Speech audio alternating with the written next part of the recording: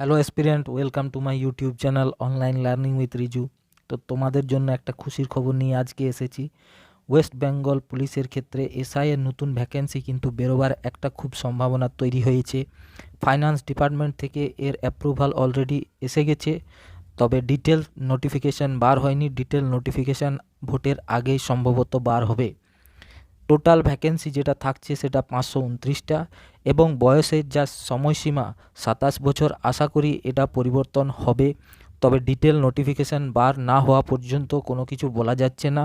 অনেকে ডেপুটেশন দিয়েছে, 2-4বার deputation total WBPRBর অফিসে দেওয়া হয়েছে বয়স সংক্রান্ত যে সমস্যাটা ক্যান্ডিডেটদের মধ্যে আছে সেই সমস্যাটা মেটানোর জন্য।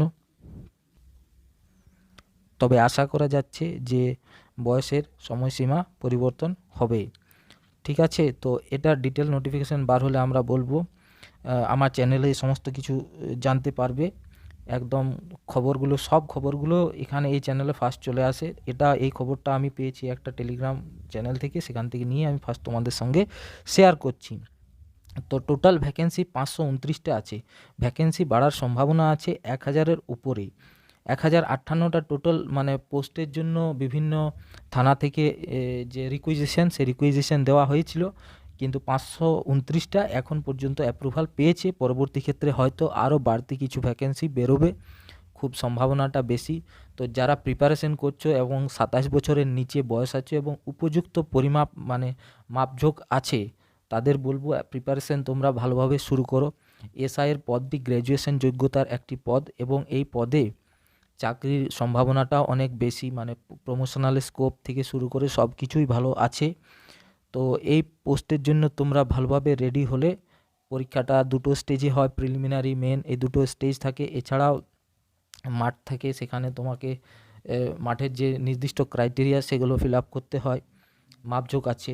তো প্রিপারেশন তোমরা ভালোভাবে চালাও। ডেসক্রিপটিভ মোডে যে পরীক্ষাটা হয় প্রিলির পর মেনটা, তো সেখানে কিন্তু রেগুলার প্র্যাকটিসের দরকার।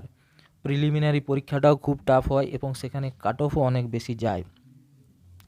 তো যারা প্রিপারেশন শুরু করেছো, আমি বলবো এখন থেকে ভালোভাবে প্রিপারেশন করো। এছাড়াও WBP কনস্টেবলের একটা ভ্যাকেন্সি, যেটা 12,000 ভ্যাকেন্সি, আমিও চ্যানেলে বলেছি, অন্যান্য চ্যানেলেও এই সংক্রান্ত বলেছেন। তো আমরা সেগুলো কিন্তু WBPRB অফিস থেকে কালেক্ট করে তোমাদের সঙ্গে শেয়ার করি এবং এটার জন্য অনেক পরিশ্রমও লাগে। তো আমি আমার চ্যানেলে বলবো যে তোমরা সাবস্ক্রাইব করে রাখো। পরবর্তী ক্ষেত্রে এর সংক্রান্ত কোনো যদি নোটিশ বার হয় এবং এই 27 থেকে 30 বছর করার যে আমরা দাবি তুলেছিলাম, আমি নিজেও সেক্ষেত্রে গিয়েছিলাম, তো এই 30 বছরের দাবিটা যাতে পূর্ণ হয় সেজন্য আমি বলবো যে তোমরা আবার একটা দিনক্ষণ ঠিক করো এবং অফিসে যাও। দেখো অফিসে কি এই 27 বছরটা 30 বছর করছে কিনা, সেই সংক্রান্ত নিয়মাবলী জারি হচ্ছে কিনা সেটা একটু জানা যাবে। তো আজকে এটুকুই বলার ছিল যে তোমরা প্রিপারেশান স্টার্ট করো। খুব সম্ভবত ভোটের আগেই WBPRBর এসআই ভ্যাকেন্সি বেরোচ্ছে। Thank you so much for watching. আর চ্যানেলটা অবশ্যই সাবস্ক্রাইব করো। নতুন খবর পাওয়ার জন্য চ্যানেলটা সাবস্ক্রাইব করো, সাথে নোটিফিকেশানের বেল আইকন প্রেস করো। ডেলি জিকে মক টেস্ট আমার চলছে, এখানেও মক টেস্ট আছে। Thank you so